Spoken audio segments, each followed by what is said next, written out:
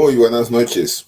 Bienvenidos a nuestro programa institucional Mente-Cuerpo, una ventana a la salud mental. Comienzo por darle los agradecimientos a las personas que nos siguen y que lo han hecho a lo largo de esta serie de programas Mente-Cuerpo, una ventana a la salud mental. Como siempre, traemos temas que tienen que ver con la salud mental del individuo, de la familia y, por supuesto, de la comunidad. Hoy tenemos un programa muy especial. Vamos a hablar acerca de la humanización de la atención en salud, los conceptos de salud y enfermedad. Tenemos dos expertos que nos van a acompañar en este tema que es de actualidad y siempre será de actualidad. Los agradecimientos a Andrés Villegas, que está allí detrás de cámaras. Él hace posible este programa. Y sin más preámbulos, comenzamos el programa del día de hoy. Hoy vamos a hablar acerca de la humanización de la atención en salud mental. Los retos para lograr una intervención centrada en el ser humano. Es un programa muy bonito el que vamos a desarrollar hoy, y gracias al apoyo que nos ha dado el programa de maestría en bioética de la Universidad Javeriana. En una ocasión, hace unos 4 meses, tuvimos la oportunidad también de hacer un programa relacionado con la bioética, pero en este caso vamos a ser más específicos en lo que tiene que ver con la humanización. Y comenzamos con nuestros dos invitados especiales. Desde Bogotá, Edilma Marlene Suárez Castro. Ella es enfermera, magíster en Administración en Salud, magíster en Estudios Políticos, especialista en bioética, doctora en Ciencias Sociales y Humanas. Es profesora de la Universidad Javeriana de la Facultad de Enfermería y es presidenta de la Asociación Nacional de Enfermeras de Colombia, seccional Bogotá. Con Edilma nos hemos conocido, pero hace relativamente poco tiempo, pero en los últimos días hemos tenido una charla muy fluida a través de las redes sociales. Edilma, quiero darte los agradecimientos por aceptar la invitación a participar en nuestro programa Mente-Cuerpo, una ventana a la salud mental. Bienvenida. Muchas gracias por la invitación y un saludo cordial a las personas que nos acompañan en este momento y también a Efraín, mi compañero acá y como invitado. Creo que es muy importante el tema que vamos a desarrollar. Gracias. Sin duda alguna, gracias a ti. Sin duda alguna, este es un tema trascendental. Invitado especial desde Bogotá, Efraín Méndez Castillo, es médico cirujano de la Universidad Javeriana, es especialista en bioética, tiene maestría en filosofía y actualmente se desempeña como director de la maestría en bioética de la Universidad Javeriana. Efraín, quiero darte los agradecimientos por aceptar la invitación a participar en nuestro programa Mente-Cuerpo, una ventana a la salud mental. Bienvenido. Un saludo para todos los asistentes. Me siento muy honrado de compartir esta mesa con la profesora Edilma Suárez, a quien admiro como una académica juiciosa, ordenada y como una líder del sector de la salud muy valiosa. Es un recurso y un activo que tiene nuestro país. Por eso me honro en compartir con ella. Muchas gracias. Muy bien, muchísimas gracias por aceptar la invitación. Bueno, cuando nosotros hablamos acerca de la humanización de la atención, y vamos a dar algunos toques en lo que tiene que ver con salud mental, pero vamos a hablar de la salud en general, porque por supuesto son inseparables, no podemos separar una de otra. Y tiene un subtítulo muy sugestivo que dice: los retos para lograr una intervención centrada en el ser humano. El eje de toda atención en salud tiene que estar centrada en el ser humano. Una de las quejas que nosotros vemos en los últimos años es que con la superespecialización de las ciencias médicas y de las ciencias de la salud en general, nos hemos olvidado un poco del ser humano. Por eso esta reflexión del día de hoy desde el punto de vista de la ética, desde el punto de vista de la humanización, es fundamental. Entonces les voy a proponer a ustedes que comencemos por el ABC, comencemos por lo más sencillo y gradualmente vamos ingresando más en profundidad en este tema. Pero antes voy a hacer un pequeño paréntesis para invitar a las personas que ya muchos se han conectado, todas las personas que se han conectado, quien desee participar, formular alguna inquietud, una pregunta, un comentario o también un saludo, ¿por qué no? Entonces son bienvenidos. Y te propongo, Efraín, que hablemos un poquito acerca de cuál es el concepto desde nuestro punto de vista. Claro, estamos hablando de la humanización y de la bioética. ¿Cuál es ese concepto de salud y de enfermedad? Muchas gracias. Bueno, lo primero sería hacer una aclaración que no somos expertos, ¿no? Porque el experto se parece mucho al erudito, que es una persona que considera que ya conoce todo o lo suficiente sobre un tema. Yo diría que el calificativo más cercano a nuestra tarea es la de investigadores. O sea, somos personas curiosas con determinados temas relacionados con la práctica médica que hemos dedicado nuestra vida a investigarlo. Y por supuesto, esperar nunca considerarnos expertos porque ese día terminaríamos de investigar. Esta noción que menciona el doctor Uriel de salud y enfermedad, o el concepto de salud y enfermedad, digamos, es altamente problemático por lo equívoco que es, y a veces resulta mejor evitarlo, a no ser que la discusión se haya planteado precisamente con el objetivo de problematizarlo como concepto. En el lenguaje coloquial, hospitalario, en los trabajos de calidad, de administrativos, se puede usar de la manera, digamos, como más convenga, porque él es un concepto dinámico, cambiante. Jamás se puede pretender buscar una definición o considerar que una definición tiene carácter universal, porque sería caer en un error. Más bien entender que tiene un uso coloquial que se le puede dar según el contexto, pero si ya uno pretende, digamos, fundamentarlo, pues hay que partir de que en su historia, en su dinamismo, va mutando y modificándose por los contextos culturales. Entonces, por supuesto, ustedes han conocido la famosa migración en el siglo XX de un clásico concepto de salud y enfermedad como pura ausencia, la salud como ausencia de la enfermedad, es decir, un intento de definición por vía negativa, que después hacia finales del siglo XX migró a una noción un poco más integral, o al menos con la pretensión de ser integral, que dejó contentos a muchos, digamos, la noción de un bienestar en un sentido biológico, psíquico, social, emocional, que por supuesto también funciona, pero nunca hay que, digamos, aferrarse a ella con la pretensión que se ha logrado la definición, sino seguir pensando y problematizándola. Seguramente muchos se acercan, y más en las profesiones de salud mental, a una definición de un bienestar de cuerpo y mente. Hay que tenerle cuidado. Puede también significar un reduccionismo si se va a usar, digamos, para fundamentar, por ejemplo, un trabajo de reflexión. Hay que explorarlo bien, porque realmente, y apelan con eso, con ese binomio, digamos, a los mismos orígenes de la medicina, al mundo clásico.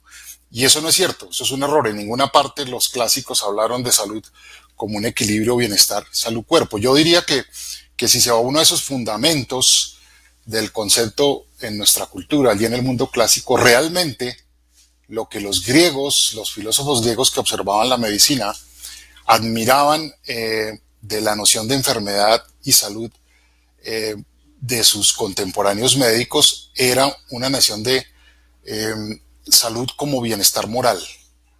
Es decir, estar contento con uno mismo, con lo que uno hace, con lo que uno ha hecho con su vida. Esa es la verdadera salud, o sea, es de carácter moral, el de sentir que lleva una vida buena. De modo que si a mí me pidieran, para efectos de fundamentar, no de algo operacional, decir cuál es la que más me gusta de estas perspectivas, es esa. La de los griegos, que está en la República, por supuesto, que está en el diálogo Gorgias, Platón lo explora mucho, también en los mismos tratados hipocráticos del siglo IV y V antes de Cristo, también está allí, que es la salud entendida como salud moral, es decir, cómo sentir prestigio interno, es decir, estar contento con mi vida, con la que yo llevo, y prestigio externo, es decir, estar contento con la imagen que los demás tienen de mí, con mi relación con lo social y con los demás. Digamos, en eso enmarcaría una investigación sobre el paradigma de salud y enfermedad. Bien, es bien interesante lo que planteas, Efraín, ese concepto, yéndonos pues a los griegos, el concepto del bienestar moral, pues, para hacer referencia a que es un estado de interiorización, de introspección del propio individuo, ¿no? Y eso que tú planteas, siempre va a haber una larga discusión histórica, ¿no? Porque muchos de estos conceptos que has expresado tienen mucho que ver con las nuevas aportes, digamos, de las ciencias en general, específicamente cuando hablamos de salud mental, de las neurociencias. Una de las situaciones que yo trabajaba mucho, pues, ya como docente a nivel de pregrado y de posgrado de psiquiatría, y cuando me tocaba hacer las rondas o las reuniones con colegas de otras especialidades, algo que yo siempre le hacía énfasis al estudiante era cuando se utilizaba el concepto de vamos a ver al paciente de la cama 13 o vamos a ver al paciente que tiene un cáncer de esófago. Y muchos docentes decían, ese es un caso muy especial. Y claro, se movía, digamos, el morbo, si podemos utilizar ese término, del joven aprendiz, ¿no? Entonces yo me regresaba a lo que nos enseñó Hipócrates, de que no existen las enfermedades sino los enfermos, que primero hay que considerar es al ser humano y que no hay dos seres humanos que enfermen igual, sino que cada uno enferma de acuerdo a lo que tiene en su ser interior. Entonces, me gustaría ahora que a continuación, Edilma, hablaras un poco acerca de cuál es ese concepto de la humanización de la atención en salud.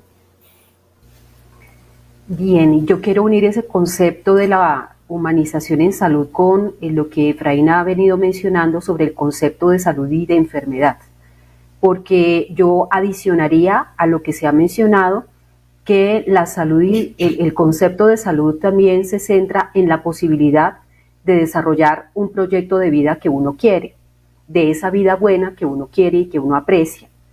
Y en el caso de los pacientes con diagnósticos de algún tipo de enfermedad mental o salud mental, pues aquí tenemos un replanteamiento de lo que sería ese proyecto de vida, ¿no? Y lo primero efectivamente es que hay una práctica común de mucho tiempo atrás, histórica, y que esa práctica se ha centrado en reconocer la enfermedad o en patologizar a la persona y reconocerla por su diagnóstico como un caso particular, especial, con ciertas características, y allí se empieza el proceso de deshumanización cuando se pierde el concepto de persona, el sentir de la persona, el conflicto que la persona está teniendo, la lucha interna que está teniendo cuando tiene un diagnóstico, y mucho más si es un diagnóstico relacionado con temas mentales, casi que el tema físico de una enfermedad cardiovascular o una enfermedad respiratoria, como que no genera conflicto. Cuando hay un diagnóstico de salud mental, también por ser un tema histórico, que históricamente es cuestionado, señalado, la persona empieza a vivir un conflicto con su diagnóstico, si es que lo entiende, dependiendo del tipo de diagnóstico de salud mental.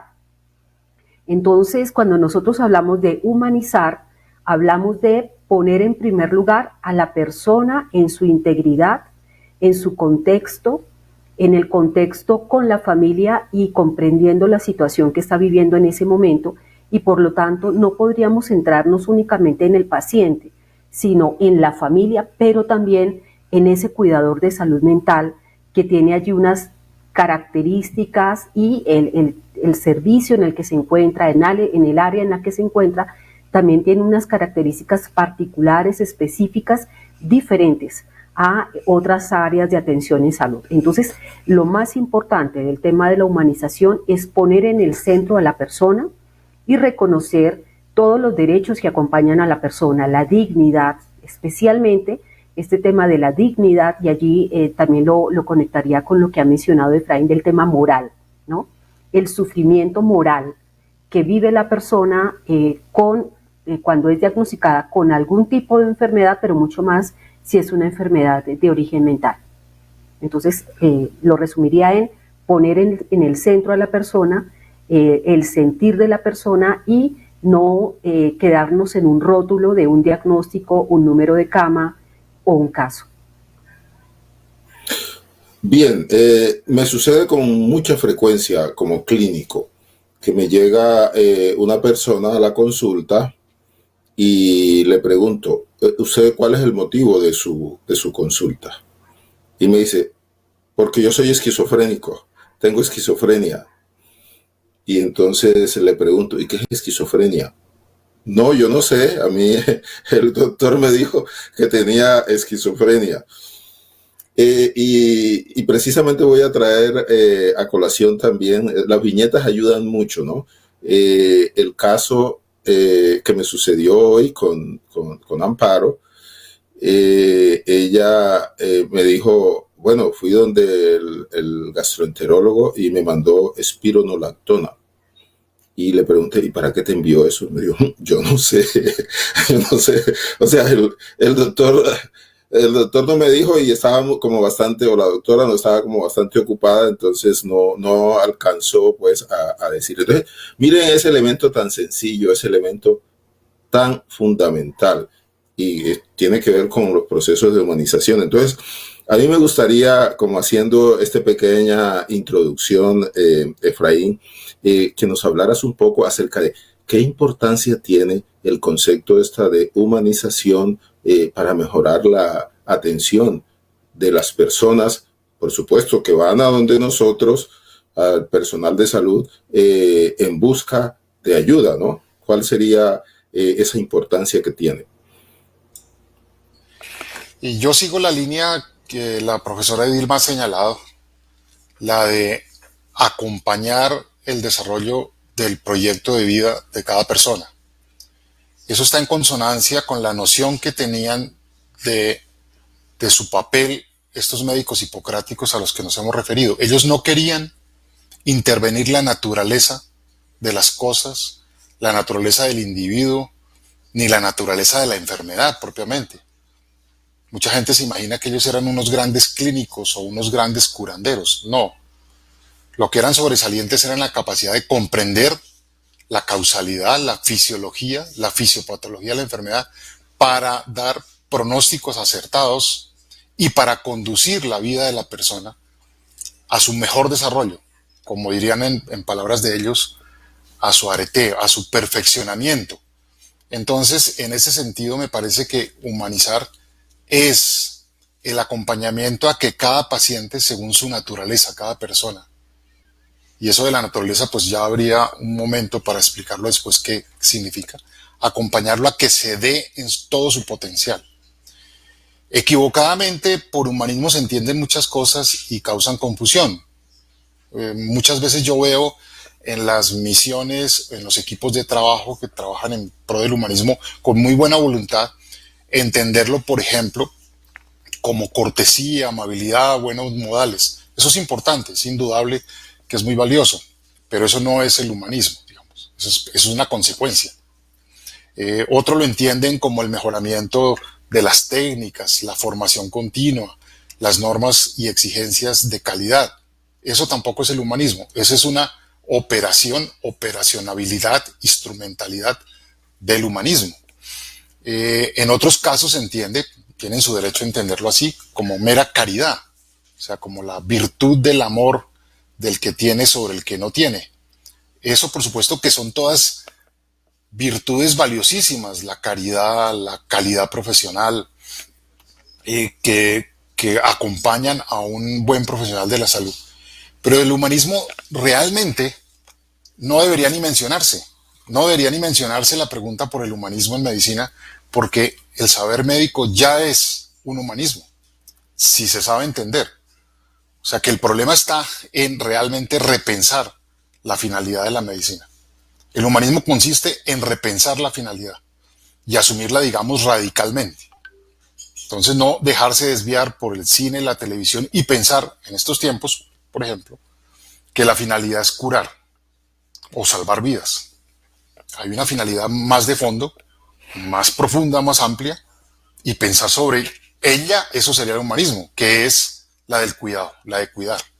En una palabra, a mí me parece que si se va a asumir en serio la tarea de humanizar las profesiones de la salud, habría que comenzar por no usar la palabra humanizar, porque nos desvía para otros lados. Es más bien pensar, volver a pensar, repensar cuál es la finalidad de estos saberes y en consecuencia desarrollar la práctica médica.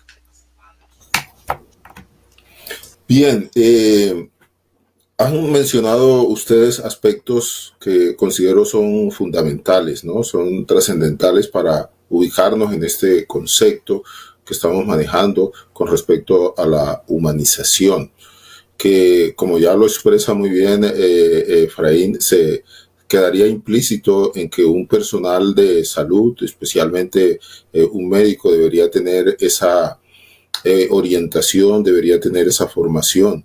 Pero, cuando nosotros los que hemos sido docentes y que también nos hemos formado, y se va a hablar, por ejemplo, acerca de los conceptos de la ética, se va a hablar acerca de los conceptos de la emocionalidad del ser humano, utilizan un concepto, ¿no? Que esos son materias de relleno, digamos así, y realmente no generan mucho interés, sino en la materia que nosotros llamamos dura, ¿cierto? De cómo se hace un procedimiento quirúrgico, cómo se hace determinada intervención. Entonces, estos son elementos claves que nosotros en nuestro quehacer como trabajadores de la salud debemos siempre tenerlo como una reflexión. Y precisamente lo que nos plantea Efraín es llevarnos de la mano a aquellas personas que realmente pensaron la atención del ser humano, de sus semejantes, de sus congéneres, en un concepto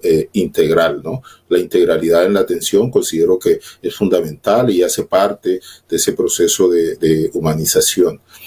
Entonces, ya que nosotros hemos llegado y definido bien estos conceptos, me gustaría que Edilma, que tiene bastante conocimiento y trabaja mucho en lo que tiene que ver con las organizaciones de enfermería, por ser como representante el sistema actual, porque es una de las quejas que el trabajador de salud tiene, especialmente los médicos, los clínicos, cuando se le asignan 10 minutos, por decir algo, para atender a una persona, cuando nosotros vemos, y eso sí se llama deshumanización, cuando uno llega frente a un médico y ni siquiera lo mira, ni siquiera levanta la mirada. ¿Por qué? Porque es que no tiene tiempo. Como dice, el tiempo es oro, y entonces si me dedico a mirar a mi consultante, entonces voy a perder tiempo, y la entidad que me tiene contratado pues se va a quejar, por supuesto, de mi rendimiento. Entonces, me gustaría de una manera muy puntual, Edilma, que habláramos de lo siguiente. Pero antes, hago un paréntesis y los invito, por favor, para que planteen sus inquietudes, hagan sus comentarios. Este es un tema fascinante. A mí me parece que es absolutamente fascinante. Entonces, me gustaría que ustedes dieran sus opiniones, dieran sus conceptos, si tienen inquietudes. Cierro paréntesis y sigo, Edilma. Dentro del sistema de salud colombiano, ¿cómo ves tú este proceso de humanización? Bien, yo quisiera referirme a tres cosas. Primero, que en los dos sistemas de salud que hemos tenido, en el anterior llamado Sistema Nacional, que no era un sistema nacional, sino un sistema mixto, también existían muchas inquietudes, aunque en ese momento no se manifestaban, sobre este tema de la humanización, y es cómo, debido a que la red pública era, digamos, funcionaba o operaba principalmente con recursos del Estado, quienes trabajaban, porque yo en ese momento, yo cuando me gradúo hago parte ya del nuevo sistema, pero en ese momento se veía la atención en salud, como lo mencionó Efraín, como un tema caritativo. Y había una atención a los pacientes como agradezca, ¿no? Agradezca, y allí había un tema también de deshumanización, que yo creo que es un tema transversal y que ese tema transversal viene acompañado de una formación a las profesiones del área de la salud, medicina, enfermería, fisioterapia y otras profesiones del área de la salud, y es una visión un tanto distante del sentir y de la persona como paciente. Recordemos que el concepto de paciente es que tiene paciencia, ¿no? Y la necesidad de replantearse ese concepto del paciente, entendiendo la definición de paciente como eso que acabo de decir, que tiene paciencia, como que no puede hablar, como que pierde la autonomía, frente a esa persona que tiene el conocimiento y que además no, pues eso era en el Sistema Nacional de Salud. Cuando pasamos al Sistema General de Seguridad Social en Salud, frente al tema de la intermediación, pues esto se ha vuelto mucho más caótico, mucho más conflictivo. Si nosotros comparamos este tema, pues es más grave en este momento cómo se viven los problemas de humanización, y hay una clara deshumanización del sistema por una serie de trámites burocráticos que se establecen para atender a las personas, pero también porque, a pesar de que es un sistema que está centrado en la enfermedad, está centrado en ciertas enfermedades. Lo que hemos visto es que los problemas de salud mental no tienen la suficiente importancia en el sistema actual, y tampoco se cuenta con el número de profesionales y personal disponible, y que las instituciones, para mantener un margen de rentabilidad, contratan menos personas cuando los pacientes que requieren cuidado en salud mental requieren unos cuidados particulares, unos cuidados especiales en ese proyecto de vida que cambia. Dependiendo del diagnóstico de salud mental, cambia el proyecto de vida. Si tiene una enfermedad, una depresión, dependiendo del tipo de depresión, si es, ya dependiendo del diagnóstico, cambia totalmente el proyecto de vida, y eso requeriría unos cuidados y cuando decimos cuidados, nos referimos a un acompañamiento especial, particular, que en el actual sistema de salud no se tiene, y que incluso hace unos años la Universidad de Antioquia, junto con la Universidad Industrial de Santander, financiado por la Procuraduría General de la Nación y el IPEX, realizaron una investigación y encontraron que este sistema de salud lo que hace es que lleva a generarle a los trabajadores del sector salud toda una serie de dilemas éticos frente a la atención a los pacientes. Y por el otro lado, como lo mencionaba, esta formación tradicional en el área de la salud vertical, en la que el paciente no tiene voz ni voto, sino que el paciente pierde su autonomía, no puede preguntar, incluso esto que se comentaba al iniciar este espacio, que los pacientes no sepan para qué son los medicamentos, o que no sepan cómo deben tomarse los medicamentos. No, me dijo que a la hora del almuerzo, antes o después. No me dijo, no tengo idea. Me dijo que partiera la pastillita y me tomara tal, pero no sé cómo hacerlo. Entonces allí vemos que el tener tantos pacientes, tan pocos trabajadores o profesionales de la salud para atender a los pacientes, lleva a que este sistema de salud sea un sistema de salud inhumano, que fomenta este trato de objeto deshumaniza a la persona paciente y le da este trato del minuto cortico, de no poderlo mirar, de no poderle explicar, de se acabó el tiempo el siguiente, y entonces pues lo que tenemos es un sistema que además presenta una serie de tutelas muy altas y unos desacatos de tutelas, nada más para la atención física, ni hablar de los problemas de salud mental. Entonces, este sistema tiene graves problemas en términos de la humanización, en la atención y del contexto que genera para atender a las personas. Esto que estás planteando es extremadamente importante, ¿no?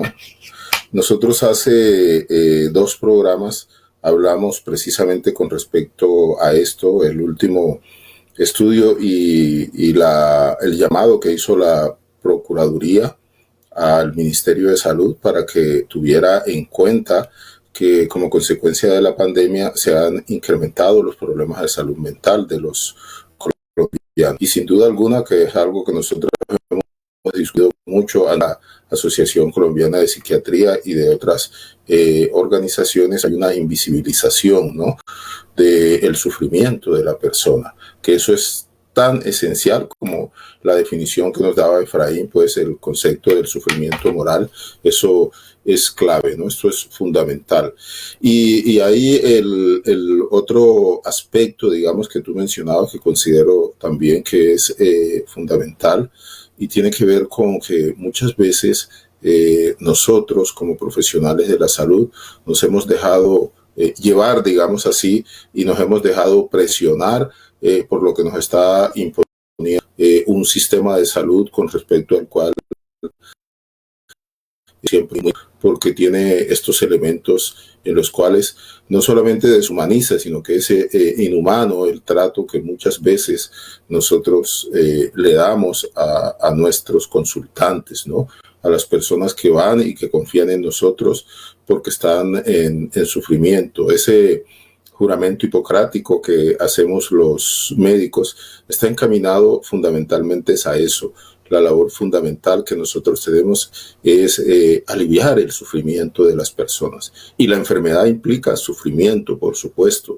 Y si una persona no sabe por qué le duele determinado órgano, comienza a imaginar toda una serie de cosas con respecto a qué le puede estar pasando. Bueno, vamos a hacer un corte y de nuevo los invito para que ustedes hagan, y lo vamos a ver en la segunda parte, para que ustedes hagan sus comentarios, hagan sus reflexiones, si tienen algunas inquietudes. Pero antes de eso quiero saludar a muchas personas que nos están saludando también. A Luz Marina Escobar, Ana Felisa Ropero, a Gisette desde Chía, Amparo, a Leida Vallejo de acá de Pereira, Ángela Monza, Tatiana Escobar desde Cartago, Beatriz Milena Gómez, Moni Torrenegra desde Barranquilla, cordial saludo, Dairi Soto desde Barranquilla, Camilo Pulido, Luz Adriana Hernández, Marta Patricia Villamizar. Te cuento, Edilme y Efraín, que hay muchas personas pues ahí que nos están en ese momento viendo, están conectados, lo cual agradecemos desde el programa Mente Cuerpo, una ventana a la salud mental. Vamos a hacer un corte y ya volvemos. La civilización actual se encuentra en crisis. Indicadores como el cambio climático, la extinción masiva de especies vivientes nos indica algo. Estamos en crisis y se requiere un cambio en la actitud del ser humano. Este libro, Hacia la construcción de una humanidad planetaria, es una propuesta para ese nuevo ser humano que viva en armonía y en conexión con el universo. Una mayor información en la página web www.urielescobar.com.co.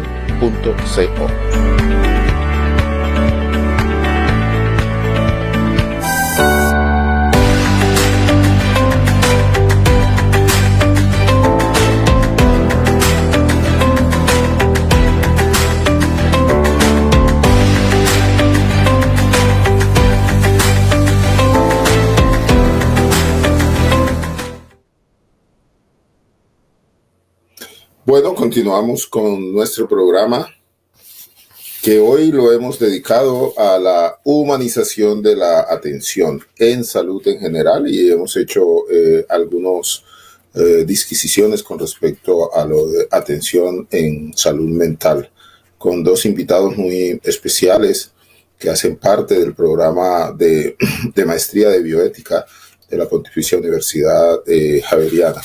En el primer bloque hemos hablado acerca de los conceptos generales, de lo que tiene que ver con el concepto de salud, de enfermedad, los conceptos de humanización, cómo estamos nosotros dentro del sistema. Y para seguir en esta segunda parte, reitero haciéndole la invitación para que hagan comentarios que siempre serán tenidos acá en cuenta. Para continuar en esta segunda parte, me gustaría, Efraín, que habláramos acerca de un concepto que es fundamental. ¿Ves? No estoy viendo a Efraín en ese momento, lo veo en oscuro. Entonces, mientras se conecta, me imagino que debe estar en conexión nuevamente. Vamos a hablar entonces, Edilma, ya se nos conectó nuevamente. Vamos a hablar entonces, Efraín, y te voy a poner un tema que es bastante, que genera controversias, pero según todo lo que nos has dado a entender hoy, pues seguro que te vas a mover como pez en el agua en este tema. Y es lo siguiente. Lo que me surge es lo siguiente. Se puede educar a un trabajador de salud, se puede educar a la comunidad en general para una atención humanizada, o más bien eso es como una actitud que tienen las personas, o eso se puede aprender, se puede enseñar. Bueno, esa es la pregunta más bonita de toda la tarde, de toda la semana, de todo el mes y de toda mi vida. La educación moral de las profesiones de la salud. La respuesta es sí, claro que sí, pero ¿cómo? El problema es cómo.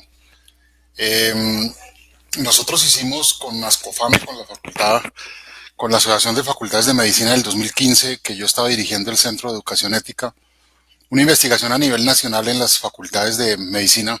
Después la repetí en facultades de enfermería y fisioterapia sobre cómo se educaba y se formaba en humanismo, en ética, cómo se educaba moralmente al personal de la salud. Y los resultados coincidieron con los del mundo occidental, o sea que muy mal, se educaba muy mal, porque les ponían clases de bioética, por ejemplo, y punto, y sentían que con eso habían cumplido todo, y de una cierta bioética, por ejemplo, principialista, o les daban clases de filosofía que les parecía que estaba relacionado con medicina. En fin, el modelo magistral de resolver las cosas con unos cursos. Esos cursos, en mi concepto, se pueden dejar para después o se pueden eliminar. Dejarlos para nivel de posgrado, para saberes puntuales. Son saberes instrumentales, aprender a tomar decisiones en un comité de ética, etcétera. O como les decía hace un rato, tener buenos modales y cortesía, pues eso hay que enseñarlo, pero eso no es educar en humanización. Quienes nos han dado lecciones, y yo les digo a los directivos de las facultades en las que yo he trabajado, y a los colegas, quienes nos han dado ejemplo, y es la ruta, una de las rutas de verdadera pedagogía es el ejemplo, los buenos modelos, son ciertas profesiones y ciertas especialidades. Por ejemplo, enfermería. Por ejemplo, dentro de medicina, la especialidad de geriatría y de psiquiatría. ¿Por qué? Porque la naturaleza de las enfermedades y el tipo de pacientes permiten que ellos, su énfasis esté en el cuidado y no en la curación. Entonces, por supuesto, una educación que vaya dirigida a imbuir al profesional de la salud de la primacía del cuidado sobre lo demás. Del cuidado, aquí no hay el espacio, digamos, para hacer la exposición. La profesora Dilma domina muy bien ese tema, todas las éticas del cuidado, pero por supuesto es precisamente lo contrario de esos modelos de enseñanza de humanismo patriarcal, en el que se trata de repetir el modelo del paternalismo médico y de que todo se resuelve creando guías, protocolos y enseñándoselos a los estudiantes o métodos de aproximación. No, el asunto no es por ahí, el asunto es lograr crear empatía, pero eso hay que cogerlo con pinzas, porque no es cualquier tipo de empatía. Yo creo que en eso ayudó mucho Paul Bloom en su libro Contra la empatía, diferenciando lo que es una empatía cognitiva de lo que es una empatía emocional.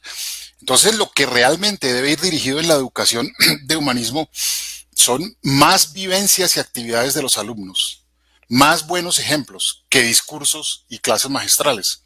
Yo me dirigiría, si hubiera la oportunidad de reconstruir los planes de estudio de las profesiones de la salud, los reorientaría a que tengan vivencias pedagógicamente significativas. Es decir, sería más importante que un estudiante de medicina conociera la casa de su paciente, fuera y almorzara allá, o al menos se transportara en transporte público hasta allá y regresara, más que enseñarle los 4 principios de Beauchamp y Childress, más que tenga experiencias o vivencias que le hagan sentir esa vulnerabilidad común, esa vulnerabilidad esencial con el paciente. Es una ruta de generar empatía, o la ruta de generar compasión también me parece valiosa por el lado de Riquet, pues, digamos, en el sentido de crear o despertar emociones altruistas programadas en el plan de estudios. A mí me parece que esa es la ruta para producir humanismo. Si tocara resumirlo, alguien dijera, pero ¿cómo lo puedo? Yo lo remitiría a un pequeño tratadito de 2 páginas escrito hace 2300 años por los hipocráticos, uno de los 37 tratados, que como todos son muy fáciles de leer, están traducidos a castellano, que se llama Nomos. Nomos en griego, o sea, la ley. Son 3 paginitas, está en internet en todas partes. Me parece que esa es la teoría de educación moral más completa, que reúne todo lo que estamos hablando y problematiza. Y él asimila la educación moral del profesional de la salud, porque él está hablando de eso, cómo formar un profesional de la salud. Él pone el símil del agricultor. Entonces es igual que un buen agricultor. Tiene que haber una buena semilla. Hay que partir de un buen material genético, de una cierta predisposición genética para ciertas profesiones. Después tiene que caer en una tierra adecuada. Y él va haciendo esa comparación con la agricultura. Y empieza a hablar del cuidado. O sea, educar es cuidar para un propósito. Entonces empieza a hablar del cuidado de esa planta, en este caso de ese alumno. A eso remitiría yo para responder de nuevo como comencé diciendo sí es posible formar en humanismo, pero sabiendo entender que no es enseñar modales, normas, guías, protocolos, sino es realmente una perspectiva distinta a la que solo se accede por el buen ejemplo y por las experiencias pedagógicamente significativas. Es muy importante lo que tú estás planteando en este momento, Efraín, porque a nosotros cada vez más nos llenan acerca de protocolos, que debemos llenar protocolos y que supuestamente eso es mejoría de la atención con calidad, ¿cierto? Llenando toda una cantidad de información. Y hay un aspecto que que considero que es fundamental, que has tocado y tiene que ver con esa formación moral que debemos tener los trabajadores de la salud. A mí me ha tocado ver, reitero como docente, situaciones que yo creo que ustedes también les ha tocado vivir, porque es algo que se da a nivel de las instituciones, especialmente en grandes hospitales. Por ejemplo, cuando se habla del concepto del paciente gadejoso, el paciente que tiene gadejo, que es aquel que simplemente quiere engañar al personal de salud, y eso genera una cantidad de reacciones contratransferenciales del personal de salud. Y estas personas son francamente agredidas, Dilma y Efraín. Eso es el concepto, son agredidas. A mí me tocaba ver alguna chica, por ejemplo, que llegaba al hospital acá universitario, que de pronto se le había ido la voz, por decir algo, ¿cierto? Sabía que estábamos haciendo un trastorno de somatización. Entonces llegaba el médico general, pues, que ya tenía 20 años de estar ahí. Yo sé cómo se quita eso. Entonces le colocaba una inyección de agua destilada en el ombligo. Yo les cuento que eso es algo extremadamente doloroso. Y por supuesto la persona comenzaba a hablar cuando sentía esa agresión, que esa es una clara agresión, ¿no? De nosotros, como un proceso contratransferencial. Pero también hay otro concepto que se utiliza mucho, y es el concepto de chicharrón. Y nosotros los psiquiatras sí que nos llegan los chicharrones. Coloquialmente se le llaman chicharrones a aquellas personas que dicen, ¿cierto? Los médicos que nos lo remiten, que no le encuentran nada, que le hacen todos los estudios. Entonces, si se le hacen todos los estudios y la persona sigue presentando el dolor en este caso, pues es porque simplemente se está haciendo, ¿sí? Entonces se ha convertido en un chicharrón. Sigmund Freud, uno de los padres de la psiquiatría y el padre del psicoanálisis, nos decía que a través del síntoma, la persona lo que hacía era un pedido de ayuda, ¿cierto? El síntoma simboliza toda una gran conflictiva y nosotros como profesionales y como personal de salud debemos tener eso que nos decía ahora Efraín, que no es solamente tener ese concepto de empatía y consideración y respeto, sino mucho más allá de esto. Esta introducción la hago, Irma, y me gustaría que tú nos hablaras un poco con respecto a todo lo que hemos hablado de humanización. Sí, claro, sigue. No interrumpo solo porque de tu mención, antes de darle la palabra a Irma, me parece una bonita oportunidad porque la mayoría de los oyentes deben ser educadores de profesionales de la salud y entonces están educando, si no en el aula, están educando con su ejemplo. Entonces quiero hacer énfasis en lo siguiente: los protocolos, las guías y los métodos son muy valiosos, pero hay que ponerlos en su sitio, son instrumentos. Esos no son la formación de un profesional de la salud.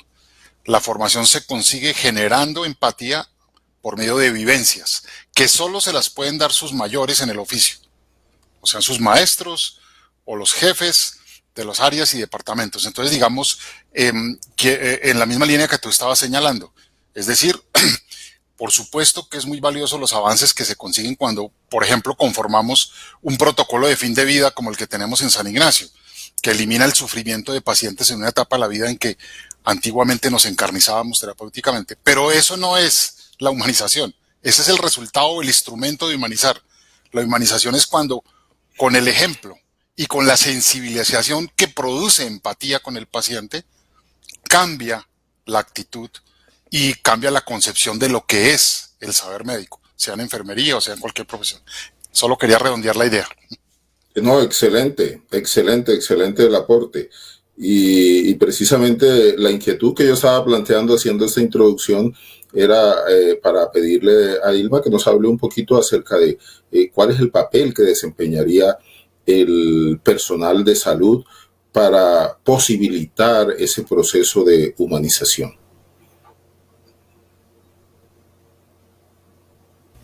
Bueno, ese papel es muy importante, muy importante, y es un papel que, como se menciona, cumplimos todos los trabajadores de la salud. Aquí los médicos, las enfermeras, las auxiliares, las personas de servicios generales, todos cumplimos un papel dentro de esta humanización. Recuerdo en alguna oportunidad en un hospital donde iban a hacer la limpieza en el cuarto y las señoras de servicios generales decidieron que era mejor sacar a las gestantes, dejar a los bebés en las camas, sacar a las señoras gestantes, y había una fila contra la pared de mujeres en posparto descalzas porque tocaba hacerle la limpieza al cuarto. Entonces yo decía, pero por favor, o sea, acaban de tener sus bebés, ¿cómo están descalzas y cómo se prioriza la limpieza de una habitación antes que el bienestar, la compañía con el recién nacido? Pero también hay otros ejemplos. Recuerdo el caso de un paciente con un diagnóstico de diabetes, ya estaba en una diabetes muy avanzada y en ese momento estaban pensando hacer la amputación de una extremidad. La cotidianidad que tiene enfermería con los pacientes permite poder comprender ese sufrimiento moral del paciente, la relación que tiene con la familia, el conflicto que tiene con lo que ha ocurrido, y por ejemplo es muy usual que se diga, ese es el paciente malgeniado, el paciente cansón, ¿sí? El paciente que vive a toda hora bravo. Y yo les digo a los estudiantes, ¿y cómo no va a estar bravo este paciente cuando ha tenido que pasar por todo diálisis? En fin, el paciente está, o esta persona está enojada con la vida.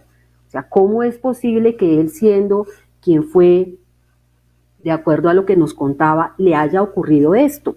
Y que ahora además se piense en hacerle una amputación, y en ese momento llegaron a hacerle un examen mental para saber si era que él no estaba en la capacidad de tomar decisiones y hacer la amputación de la extremidad.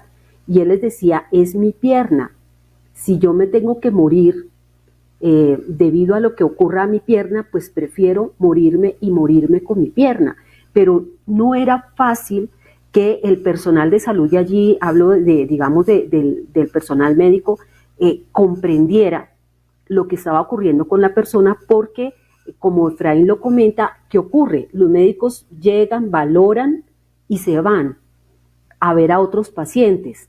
Y el personal de enfermería que está con el paciente, que está con la persona, la cuida, y la cuida cuando se puede. Cuando se puede es cuando hay tiempo de escuchar al paciente, de entender qué es lo que genera esta rabia, este dolor, este conflicto, y entender qué es lo que está viviendo la persona y darle, digamos, un sentido a esa molestia y comprender que él puede tomar decisiones y que lo que ocurre en ese momento es que él no quiere que frente a todo lo que ha perdido, perder ahora una extremidad más, ¿sí? Y así podríamos mencionar otros muchos ejemplos donde se señala a los pacientes la paciente cansona.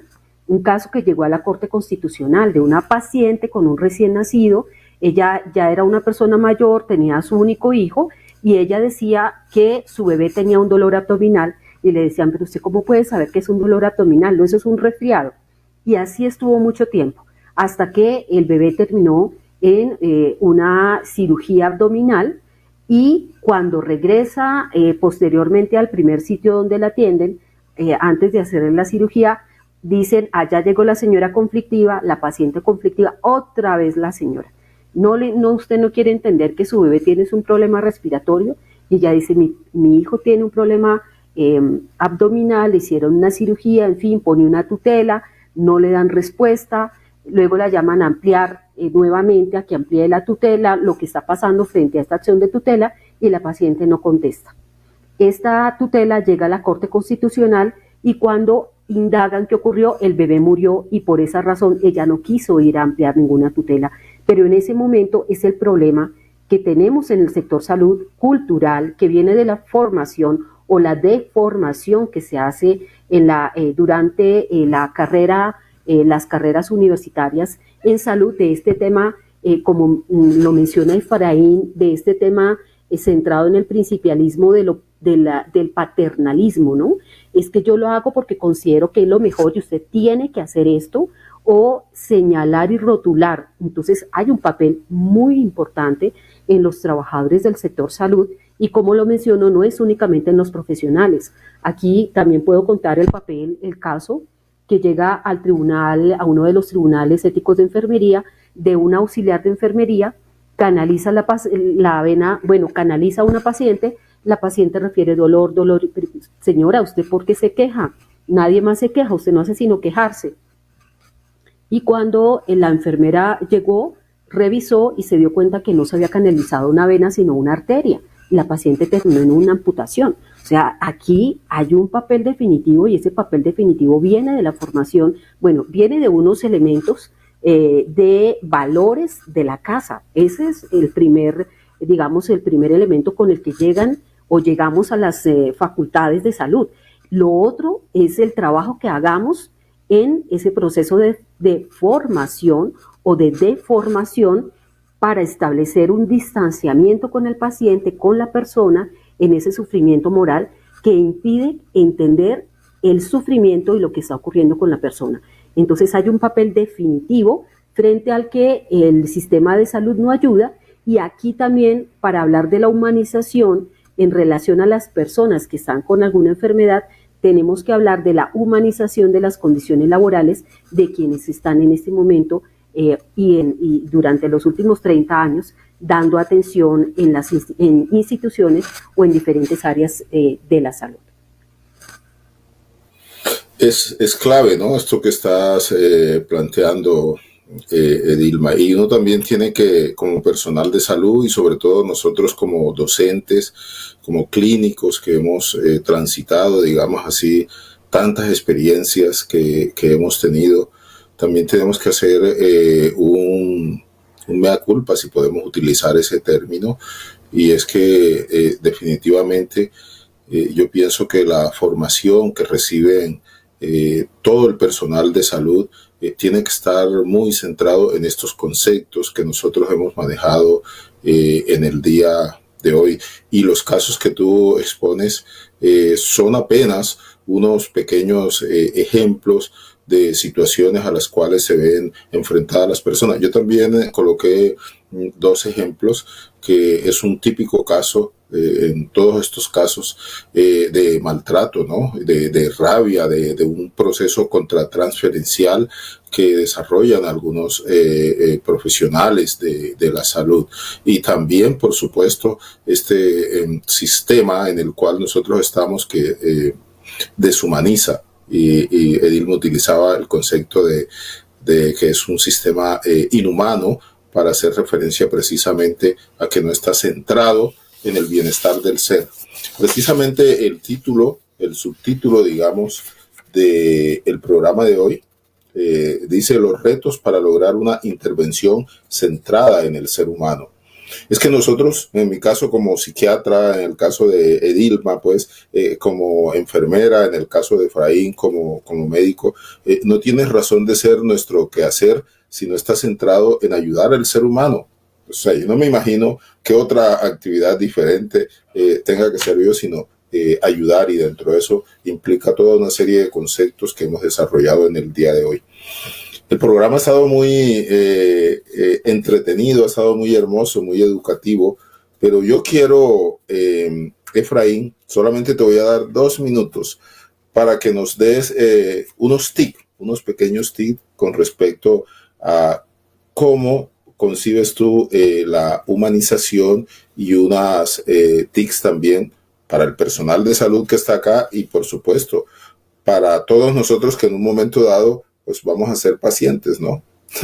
Así seamos personal de salud, en cualquier momento nosotros nos toca pasar a la otra área. Adelante, Efraín. Bueno, eso digamos, como tips, digamos, no es tan sencillo, pero digamos la perspectiva, puedo redondear un poco la perspectiva. Es decir, la formación o la inducción al humanismo es la inducción al pensamiento crítico, básicamente. No es un asunto de caridad, del médico querido, amable, es un asunto que comienza por el pensamiento crítico, es decir, que cada uno de nosotros en sus profesiones, las instituciones, conviertan en objeto de estudio la misma práctica médica. Eso es pensamiento crítico, es decir, el pensamiento escéptico. Eso es la natural de lo humano. Lo más humano que existe, lo más humanístico, es el pensamiento crítico, la capacidad de desconfiar, de ser escéptico y no estar contento con lo que está dado o asumir que es justo y correcto. Es lo que nos contó Edilma en sus ejemplos. A mí me ha pasado en muchos hospitales donde hemos ido a hacer un análisis del humanismo y de cómo se podría humanizar un servicio. Lo que descubrimos es que hay prácticas que las usan y todo el mundo las acepta. Nadie piensa curiosamente si será justo, si se podrán morigerar, disminuir, y entonces las siguen haciendo, determinados horarios, prohibiciones para los pacientes, que resultan produciendo sufrimiento. Entonces, humanismo es la actitud escéptica, la que siempre desconfía de los presupuestos, desconfía de las mismas normas para repensarlos, para mejorarlos, evidentemente. El segundo, si hablamos como de tips, el segundo es: no intenten con discursos extrínsecos producir humanismo. Es decir, traigan un experto en comunicación para que le diga a todo el hospital cómo comunicarse. Traigan un experto en calidad para que le diga a las personas cómo mejorar la calidad de la atención. No, los discursos extrínsecos no producen efectos en el personal. Los discursos tienen que venir de adentro. Los mismos que trabajan tienen que educarse entre ellos mismos. Alguno de ellos puede tener mayores capacidades expositivas, didácticas y liderar determinadas prácticas, pero básicamente consiste en un discurso intrínseco a los propios saberes, digamos. ¿Qué predomina finalmente? ¿Qué podría notar? ¿Qué predomina en ese esfuerzo, llamémoslo de humanización? Definitivamente la adecuada comunicación empática. Intentando que no sea tan asimétrica, no tan asimétrica, porque cuando uno insiste mucho en que nuestras profesiones son las que ayudan, ya empieza a potenciar la asimetría. Yo soy el que tengo el poder de ayudar y él es el que necesita ayuda. Hay que tomarlo con precaución. Es una relación humana, es un encuentro en que se dan muchas cosas, ¿no? Y en ese encuentro, pues hay que tener toda la precaución de que sea bueno para ambos, le dé sentido a la vida de los médicos, de las enfermeras, el estar ayudando a la realización de la persona, disminuyendo, digamos, ese distanciamiento moral del que hemos hablado.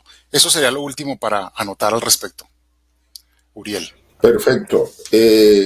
La misma inquietud te planteo a ti, Edilma. Adelante. Bien, yo me uno a lo que dice Efraín. Si esto no es un tema de vamos a contratar un curso para resolver los problemas de humanidad y entonces hacemos un curso de humanización en la atención en salud en una institución que ha deshumanizado el trabajo de sus trabajadores y que ha deshumanizado las condiciones de atención de las personas. Eso es una contradicción y eso sirve para decir que se hizo algo, pero no se hace finalmente nada. Eso sirvió para gastarse una platica y un tiempo allí, pero no se tienen resultados.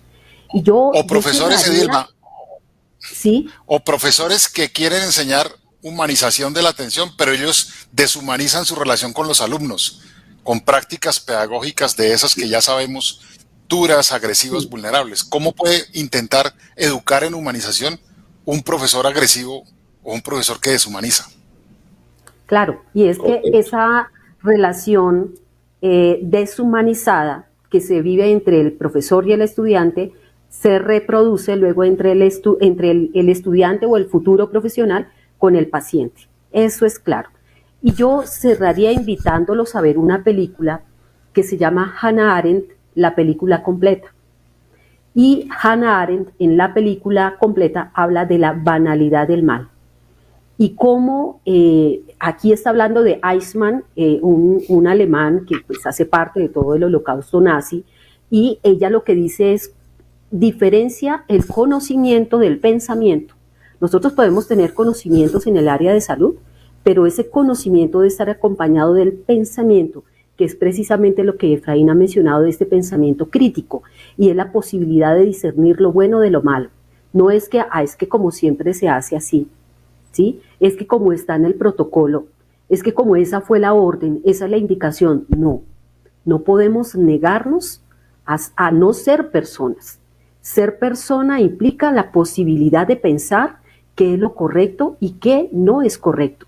Y en el fondo nosotros sabemos cuándo estamos actuando bien y cuándo no lo estamos haciendo.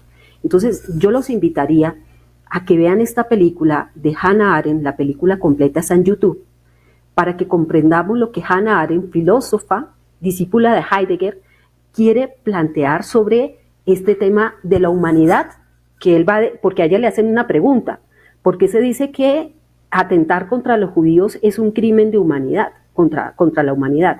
Y dice, porque es que los judíos son humanos, y lo primero que se hace es deshumanizar al paciente cuando lo rotulamos, cuando lo centramos en un caso, cuando tomamos distancia de él, hay una deshumanización, y esa deshumanización es contra la que hay que luchar y invitarlos entonces a darse la oportunidad de ser persona, pensar, diferenciar el conocimiento del pensamiento y poder discernir entre lo correcto y lo incorrecto en esa relación con una persona que se encuentra en una situación de vulnerabilidad en un momento que a todos nos ha pasado. Yo creo que de las peores experiencias que uno tenga en la vida es estar enfermo, es la posibilidad de ponerse en los zapatos de la otra persona. Creo que esa sería la invitación. Muy bien. Gisette desde Chía nos dice, totalmente de acuerdo. En esencia, el profesional debe tener ética y humanización, complementado después con la educación en este campo.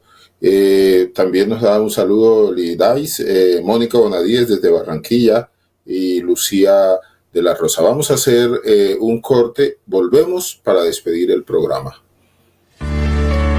La civilización actual se encuentra en crisis. Indicadores como el cambio climático, la extinción masiva de especies vivientes nos indica algo. Estamos en crisis y se requiere un cambio en la actitud del ser humano. Este libro, Hacia la construcción de una humanidad planetaria, es una propuesta para ese nuevo ser humano que viva en armonía y en conexión con el universo. Una mayor información en la página web www.urielescobar.com.co.